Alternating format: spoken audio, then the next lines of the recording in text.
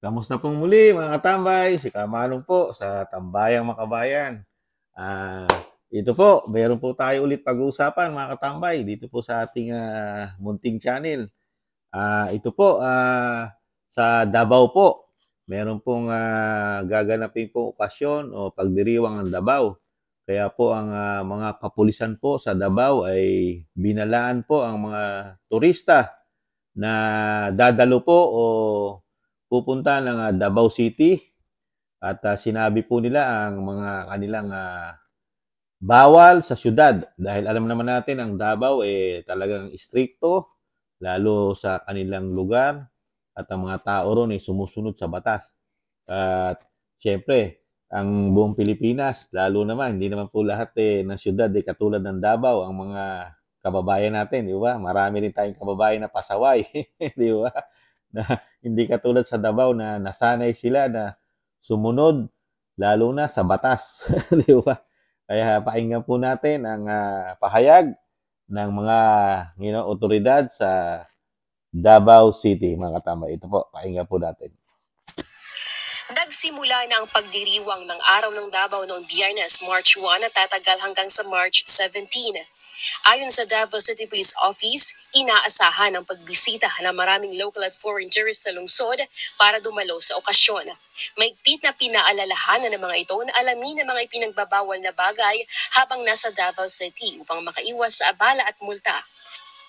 Yung mga bisita natin, yung mga may magkapamilya na pupunta dito, dapat i-inform nila yung cultural security natin dito sa Davao City para hindi sila mabigla. Alam na ng ma'am, yung sa Davao News, yung mga nakatira talaga dito sa Davao City kasi strict talaga dito.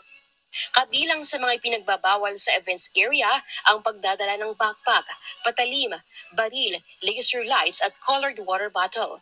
Kukumpiskahin ng mga ito sa security inspection pa lamang.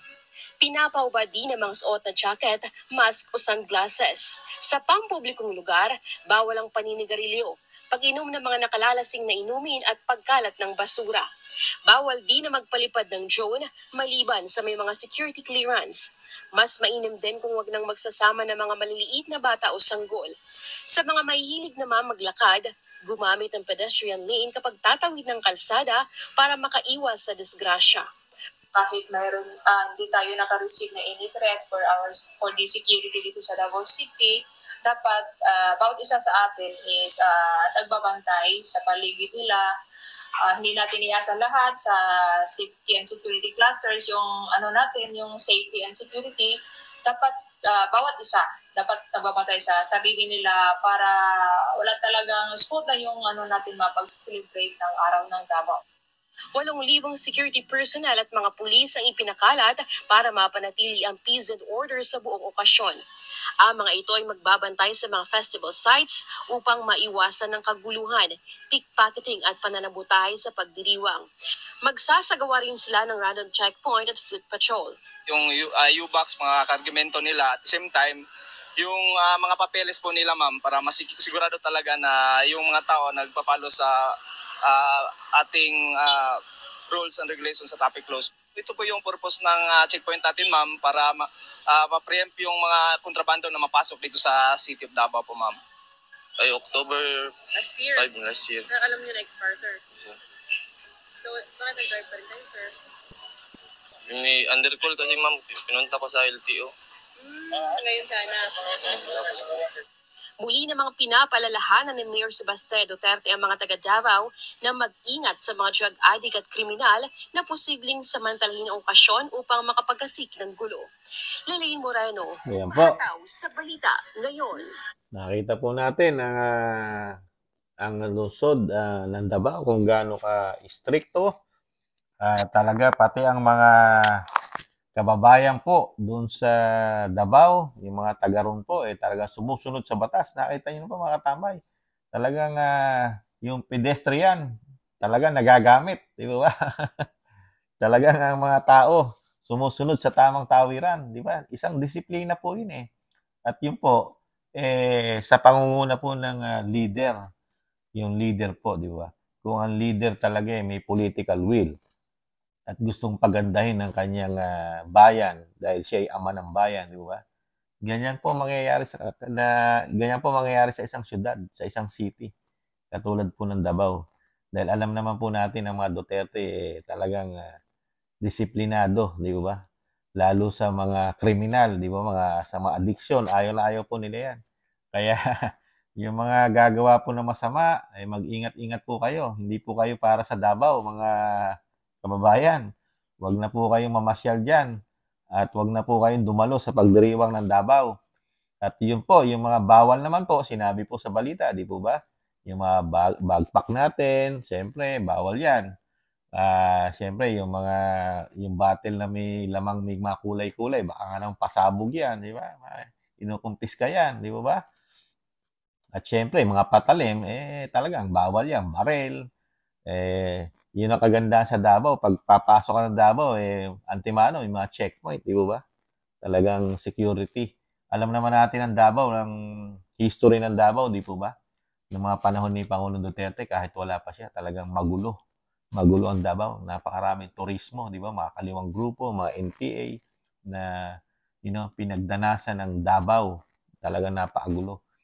Nung maupo lang po talaga ang Pangulong Duterte, ang dating Pangulo na naging alkalde ng Davao, unti-unti na po na nabago ang Davao City. At ngayon po, ang Davao po, di ba? Nasa top 10 sa buong Pilipinas na pinakamayamang syudad. Ibigay mo, yung dating worst na city na sa Mindanao dahil nga napakaraming problema, di ba? Mga NPA, di ba? At iba pang mga krimen, mga droga, di ba? Pero ngayon, mayaman at nasama pa sa top 10 sa buong Pilipinas, di ba? Kaya nasa leader po talaga yan eh. Ang leader ang talagang aasahan mo na magbabangon ng iyong syudad, di ba? Pag matino ang leader, yan. Example po yan, yung Davao, na napaagulong probinsya, napaagulong city. Ngayon, maunlad na city, di ba? Kasi kailangan natin disiplina. Kasi ganun din sa ibang bansa mga katambay, di ba? Pumunta tayo sa mga bansa, di ba? Kahit sa Asia, di ba? Singapore, di ba? Stricto sila.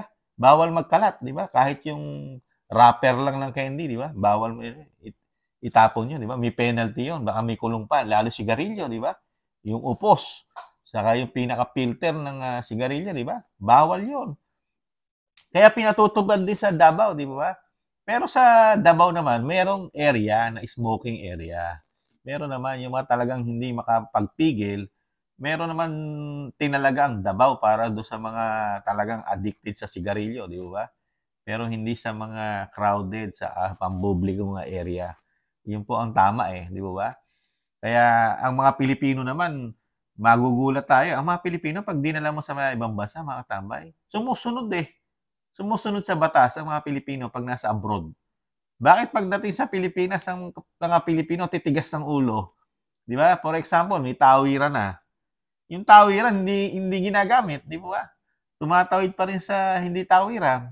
Pero dalin mo sa ibang bansa yung Pilipino, napakabait, sumusunod, di ba? Sumusunod.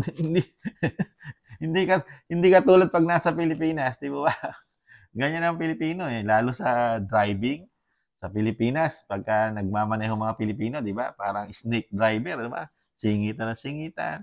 Tapos puro beating the red light, di ba? Pero dalin mo mga Pilipino sa ibang bansa, napakababait magmaneho mga katambay. Napakabait. Sumusunod sa batas.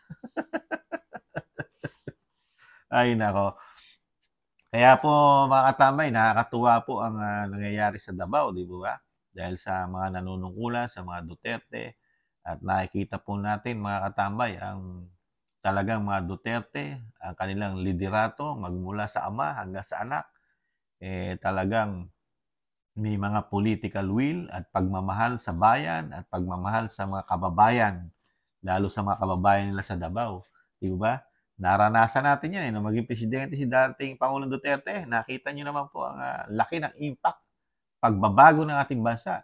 Pati taian ng mga taga Metro Manila, yung Manila Bay, taian. Ngayon, tourist spot na, di ba? Yung Boracay na polluted na, di ba? Ngayon, napakalinis na. Balik na naman sa kagandahan ng Boracay. Yung Ilog Pasig, di ba? Yung Ilog Pasig na basurahan na napakahabang panahon. Ilang presidente hindi nalinis ang Pasig River o Ilog Pasig. Ngayon, tourist spot na ang Pasig, ang Ilog Pasig ngayon. Tourist spot na. Marami na kumikita nun. May mga businesses na. Di ba? Dahil lang sa Duterte. Pero ano ginagawa nila sa mga Duterte ngayon? Pinababagsak.